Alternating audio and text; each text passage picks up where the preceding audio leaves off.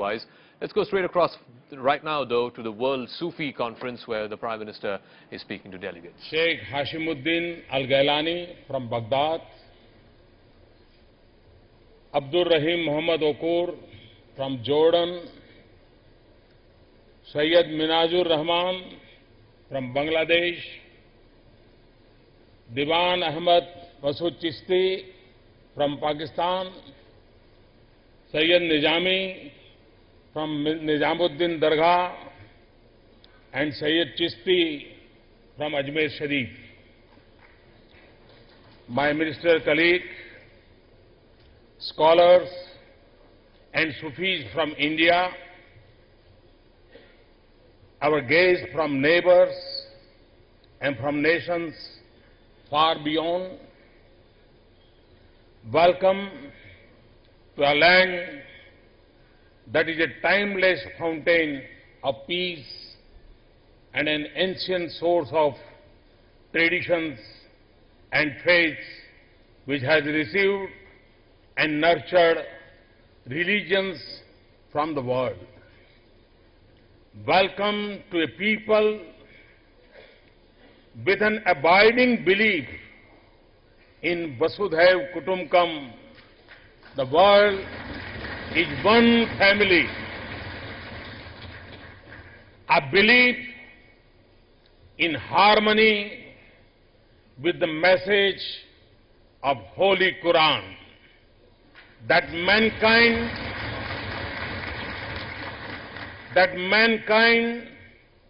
were one community, then they differed among themselves. A creed accord, in the words of the great Persian Sufi poet Sadi, written in the United Nations, that human beings come from the same source. We are one family. Welcome to the ancient city of Delhi, built by the genius of diverse peoples, cultures, and faiths.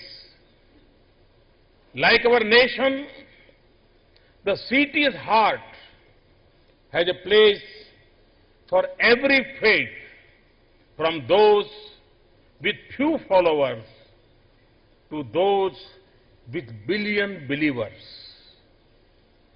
It is a magnificent shrine, includes the dargahs of great Sufi saints Mahbub-e-Ilahi and Hazrat Bakhtar Kafi, that draw people from all faiths and all corners of the world.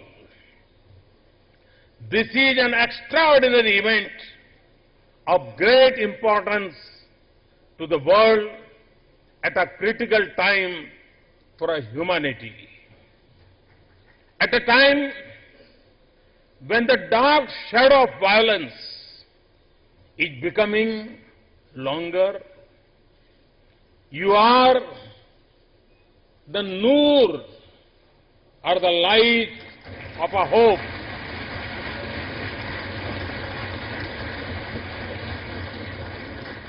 When young laughter is silenced by guns on the streets, you are the voice that heals.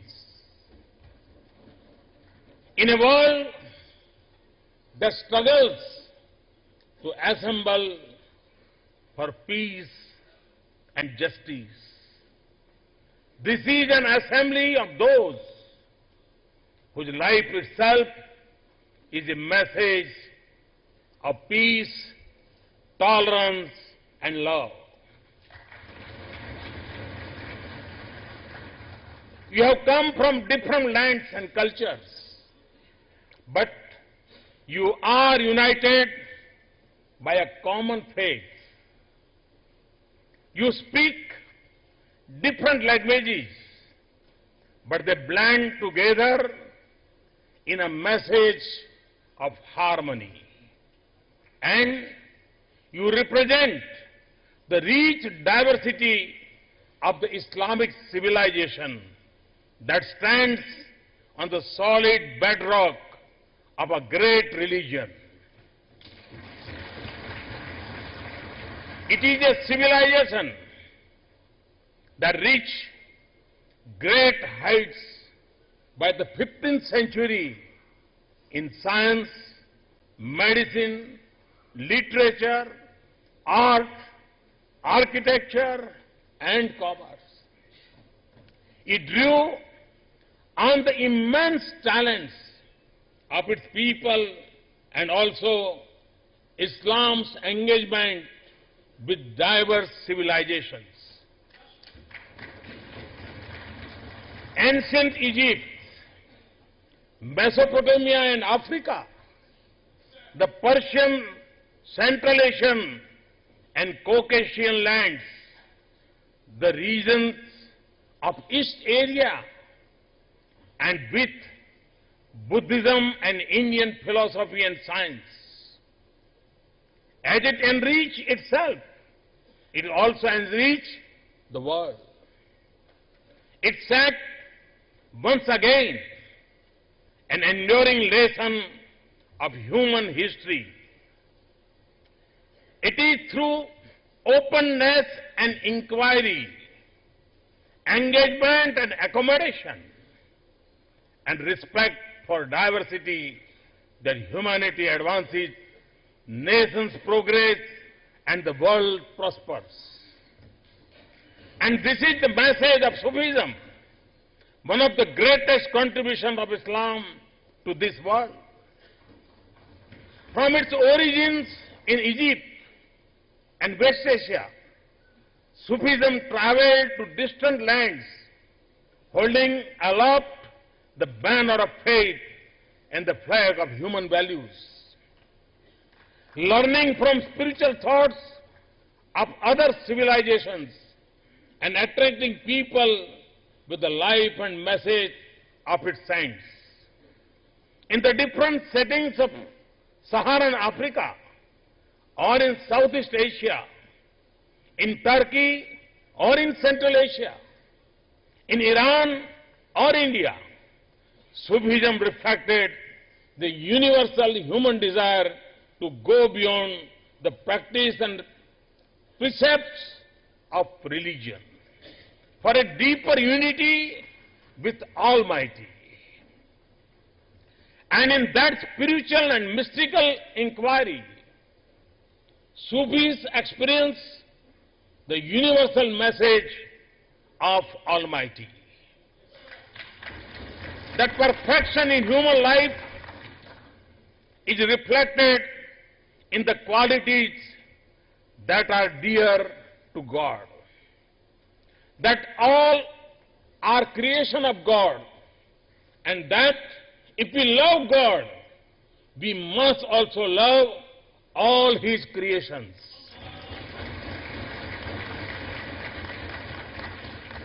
As Hazrat Nizamuddin Auliya said, Almighty holds dear those who love Him for the sake of human beings and those who love human beings for the sake of Almighty. This is the message of oneness of humanity of all of Almighty's creations. For the Sufis, therefore, service to God meant service to humanity. In the words of Khwaja Moinuddin Chishti, of all the worships, the worship that pleases the Almighty God the most is the grant of relief to the humble and the oppressed. In a beautiful imagery of human values, he said, human beings must have the affection of the sun, the generosity of the river, and the hospitality of the earth. Because They benefit us all without discrimination and distinction among the people. And its humanism also upheld the place and status of women in society. Above all, Sufism is a celebration of diversity and pluralism expressed in the words of Hazrat Nijamuddin Aulia, that every people has its own path of truth, beliefs and focus of reverence. These words reflect the divine message to the Holy Prophet that there is no compulsion in religion. And also that to every people we have appointed ways of worship which they observe. And it is in harmony with the soul of Bhakti saying in the Hindu tradition, into the bosom of the one great sea flow streams that come from hills on every side. In the wisdom of Bulesha, Lord is mixed in every heart. These values are the need of our times. This is the reality of nature.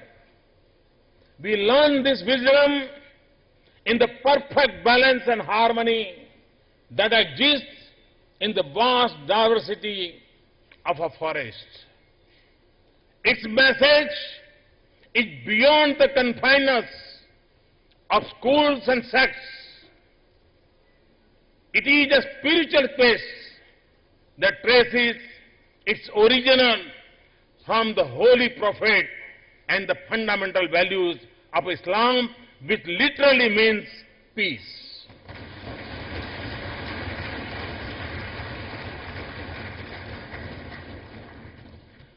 And it reminds us that when we think of the 99 names of Allah,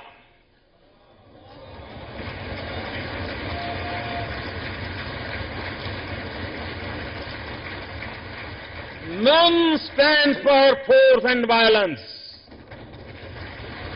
And that the first two names denote compassionate and merciful.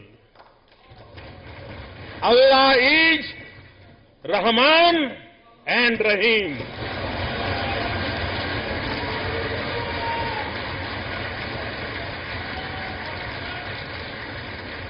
Sufism is the voice of peace, coexistence, compassion, and equality, a call to universal brotherhood. And just as India became a principal center of Islamic civilization, our nation also emerged as one of the most vibrant hubs of Sufism.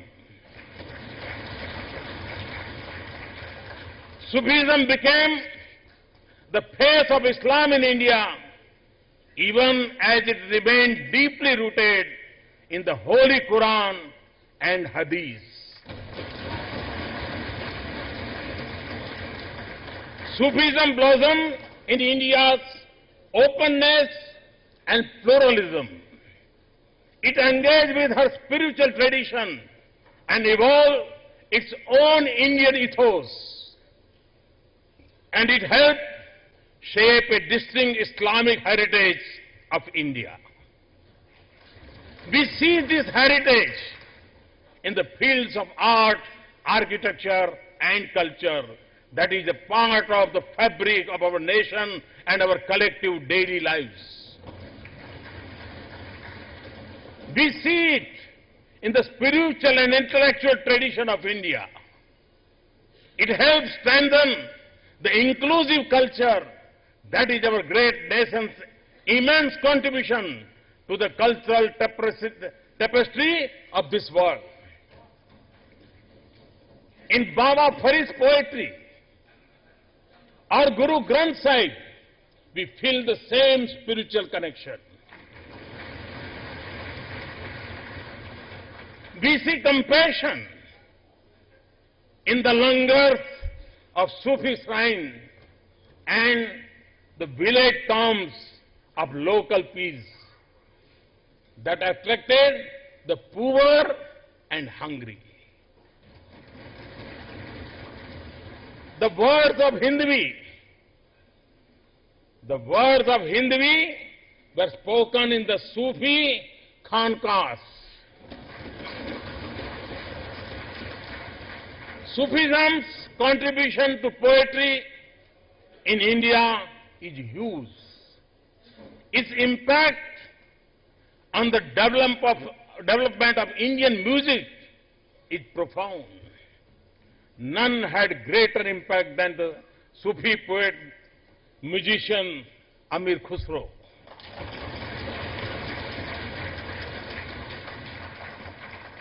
8 centuries later, his poetry and musical innovation continue to be a part of the soul of Hindustani music. No one had spoken of Indian music with such passion as he had. Who else could have expressed love for India so beautifully as he did? But India, from head to toe, is a picture of heaven. Adam came from the palace of paradise. He could only be sent to an orchard of fruits, that is India.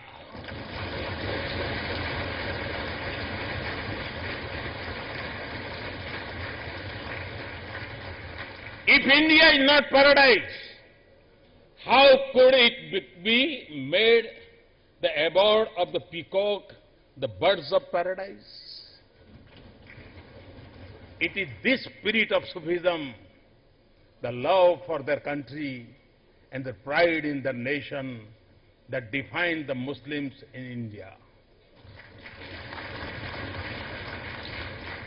They reflect the timeless culture of peace, diversity and equality of faith of our land. They are steeped in the democratic tradition of India, confident of their place in the country and invested in the future of their nation. And above all, they are shaped by the value of the Islamic heritage of India. It affords the highest ideals of Islam and have always rejected the forces of terrorism and extremism. Now, as they travel to different parts of the world, they are the ambassadors of the values and traditions of our nation. As a nation, we stood against colonialism and in our struggle for freedom. At the dawn of independence, some choose to go away. And I believe that it also had to do with the colonial politics of that time. The tallest of our leaders, such as Maulana Azad, and important spiritual leaders such as Maulana Hasan Madni, and millions of ordinary citizens, rejected the idea of division on the basis of religion. Now, India is moving forward on the strength of the struggles, the sacrifices, the bravery, the knowledge, the skill, the art, and the pride of every member of every faith in our diverse and yet united nation. Like the strings of sitar that each produces a note, but come together to create a beautiful melody. This is the spirit of India. This is the strength of our nation. All our people Hindus, Muslims, Sikhs, Christians, Jains, Buddhists, the micro-minority of Parsis, believers, non-believers are an integral part of India. Just as it once came to India, today Sufism from India has spread across the world.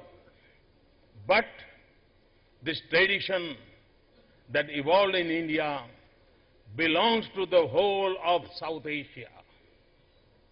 That is why I urge others in the region to nurture and revive this glorious heritage of ours. When the spiritual love of Sufism, not the violent force of terrorism, flows across the border, this region will be the paradise on earth that Amir Khusro spoke about. Let me paraphrase what I have said before. Terrorism divides and destroys us. Indeed, when terrorism and extremism have become the most destructive force of our times, the message of Sufism has global relevance. In the centers of conflict in West Asia, to calm cities in distant countries, in the remote villages of Africa, to the towns in our own region, terrorism is a daily threat. Each day brings us terrible news and horrifying images of such schools turned into graveyards of innocence, of prayer gatherings turned into the funeral processions, of call to prayer or adhan drowned by the sound of explosions, of blood on the beaches, massacres in malls and smoldering cars on streets, of thriving cities ruined and priceless heritage destroyed, and of parents bearing coffins, entire communities dislocated, millions displaced, and refugees caught between fire and stormy seas. In this digital century of new promise and opportunities, the reach of terror is growing and its toll is rising every year. Since the beginning of this century, tens of thousands of families have lost their loved ones in thousands of terrorist incidents globally. Last year alone, I'm talking about 2015. Last year alone, over 90 countries experienced terrorist attacks. Parents in 100 countries live with the daily pain of their children lost to the battlefield of Syria. And in a globally mobile world, one incident can claim citizens of many nations. Every year, we spend over $100 billion on securing the world from terrorism.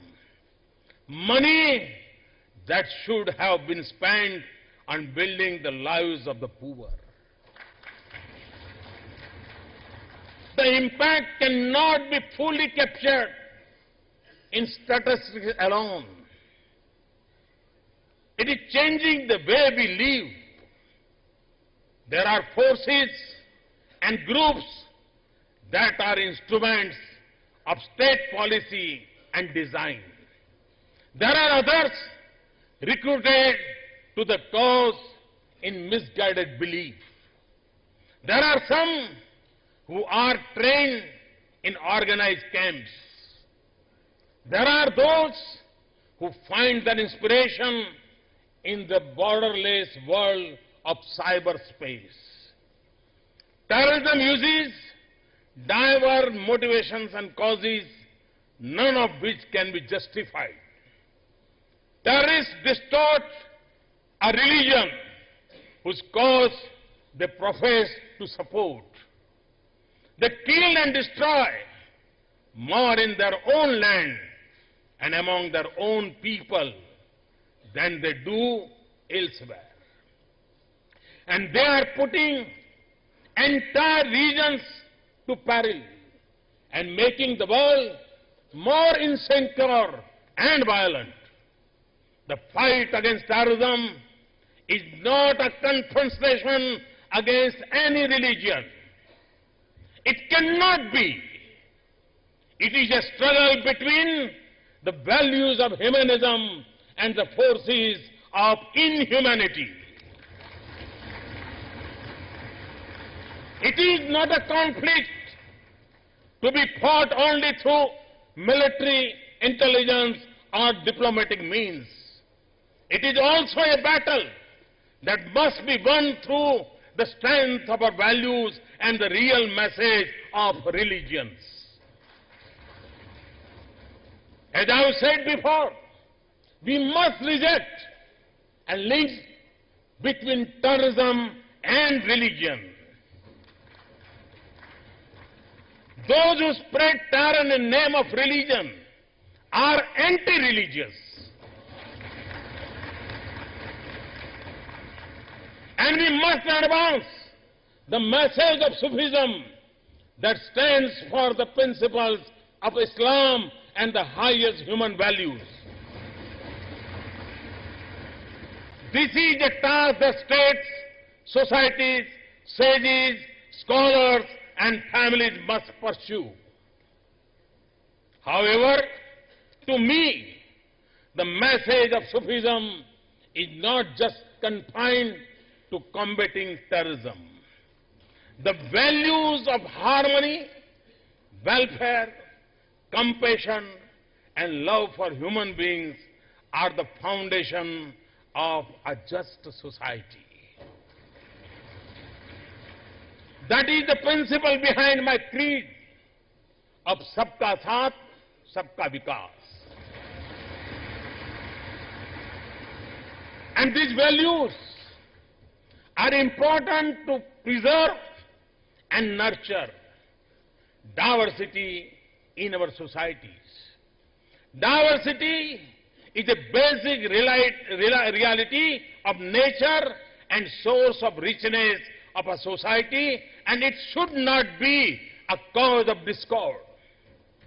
We need not just constitutional provisions or legal safeguards, but also social values, an inclusive and peaceful society in which everyone belongs, secure about his rights, and confident of her future.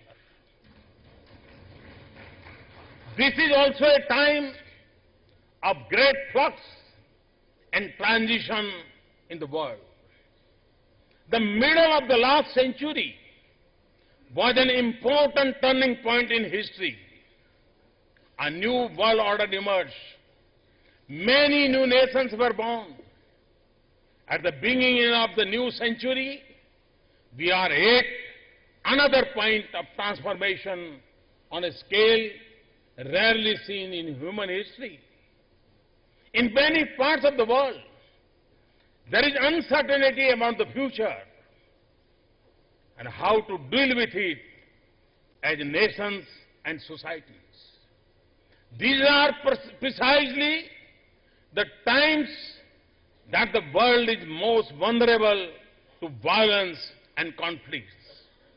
The global community must be more vigilant than ever before and counter the forces of darkness with the radiant light of the human values. So, let us remember the teaching of Holy Quran that if anyone slew one innocent person, it would be as if they slew a whole people if any if anyone saved one life, it would be as if saved a whole people. Let us be inspired by the message of Hazrat Muhyiddin Chishti. With your spiritual light, dissolve the clouds of discord and war and spread goodwill, peace and harmony among the people. Let us remember the infinite humanism in Sufi poet Jalaluddin Rumi's words contain all human faces on your own without any judgment of them. Let us also leave the sermon of Bible that calls us to do good, seek peace and pursue it. And one day in Kabir's observation that a river and its waves are one. And Guru Nanak Dev Ji, prayer that Lord may everyone in the world prosper and be in peace. Let us be inspired by Swami Vivekananda's appeal against divisions and for people of all religions to hold the banner of harmony, not of dispute. Let us also reaffirm the enduring message of Ahimsa of Lord Buddha and Mahavir. And from this forum, in this land of Gandhi and of timeless prayers that always end with invocation of Om Shanti, Shanti, Shanti, peace, peace, peace. Peace within and in the world. That is Prime Minister Modi speaking at the Sufi Forum here in the national capital.